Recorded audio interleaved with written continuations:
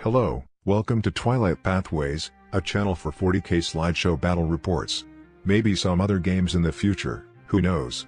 This is a 2000 point maelstrom of war battle between Harlequins and Imperial Knights. Before I get into the battle, a few words about this channel. I've named it Twilight Pathways, cause I have a Harlequin army and I think it sounds friggin' cool, but I do own some other armies, namely Custodes and Thousand Sons, which will be making appearances on the channel too. Secondly, I'm a fairly casual player and certainly not hyper-competitive, so you won't be seeing tuned lists or anything. And lastly, I don't intend to go into huge amounts of depth in these reports. I'd rather keep them 10 minutes or so, than get bogged down in tons of detail. Okay, that said, let's take a look at the armies. Here's my Soaring Spite Battalion. My quins have been beautifully painted by Totally Mini Painting. I'll put a link to their Facebook page in the description. I have a Troop Master, 2 Shadow Seers, 4 Star Weavers, a Void Weaver with Prismatic Cannon, 12 Haywire Bikes with Glaives, and 4 troops. Each troop has 4 fusion, and there's a mix of caresses and kisses. Oh yeah, and this is my first time using Harlequins. Okay, and the Knights. House Crast, which makes them bonkers in combat. There's a Castellan, 2 Gallants, 2 Warglaives, and 2 Helverins. They have LED lights fitted in their weapons, which is an awesome touch. The Castellan is the Warlord and has an improved Invuln. One Gallant has Stompy Feet that do mortal wounds, and the other Gallant has a 2-up save. Here they are deployed, in a hammer and anvil deployment. Here are my quins. I just sort of spread them haphazardly near the front of my deployment zone, in the absence of a plan. So, we played the scenario where you draw decreasing numbers of objectives each turn, and from turn 3 onwards all stratagems cost double. Knights had less drops of course, and secured the first turn. Here are their objective cards. A pretty frickin' solid set if you ask me, as a lot of them relate to objectives which they already hold or can easily gain, and on top of this, they can nab supremacy. Movement is very conservative, with the big guys hanging back, and one Warglaive moving towards me. In shooting, I lose my Void Weaver, my Warlord Star Weaver, and a total of 3 bikes. I was pretty relieved to be honest.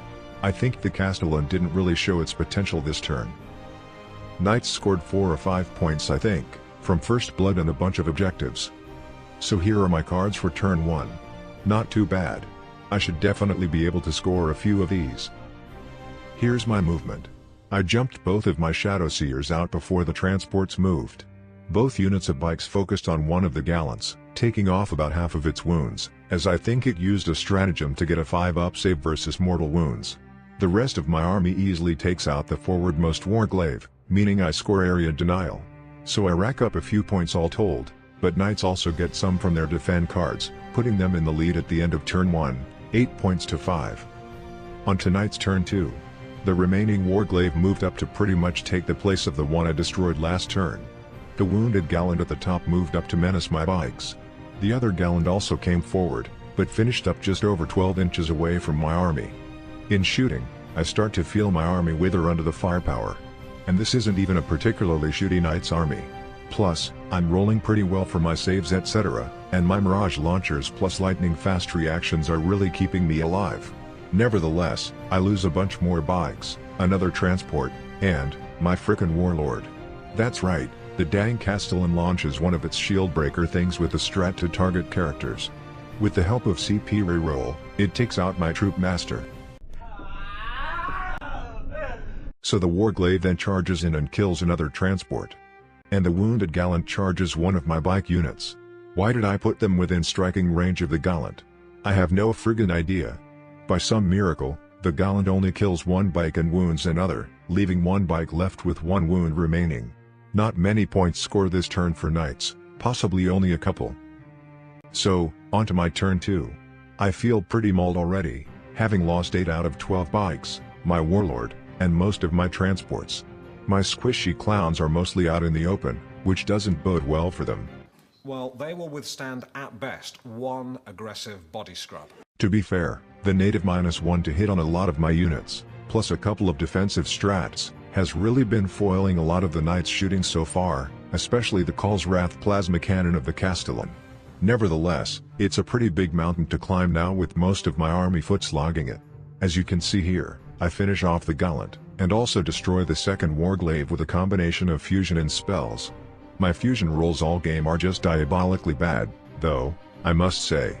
The one unit of bikes with 3 guys left tries to charge a Helverin, but they fail the charge. I sent the other lone bike back to hold the line with the Shadow Seers. I neglected to take photos of our objectives past turn 1, which perhaps was an oversight, or perhaps I don't want to get bogged down that much in these reports. I do know that at the end of this turn, I am still trailing behind by several points. Knight's turn 3, and the remaining gallant obviously moves up to stamp out my clowns. The backline doesn't need to move as they're quite happy raining death from a safe distance, and the bulk of my army, if there's anything left by next turn, is too far away to threaten them anyway. So yeah, the gallant makes short work of 2 units of players, and shooting finishes off the unit of 3 Skyweavers. Ouch.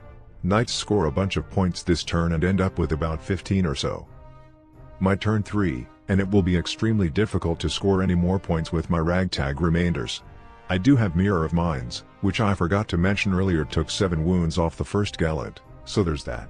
I try to shoot up and magic the gallant to no avail, then charge pretty much my whole army in against it. That's a few players, a Shadow Seer, and a bike. The other Shadow Seer was too far away.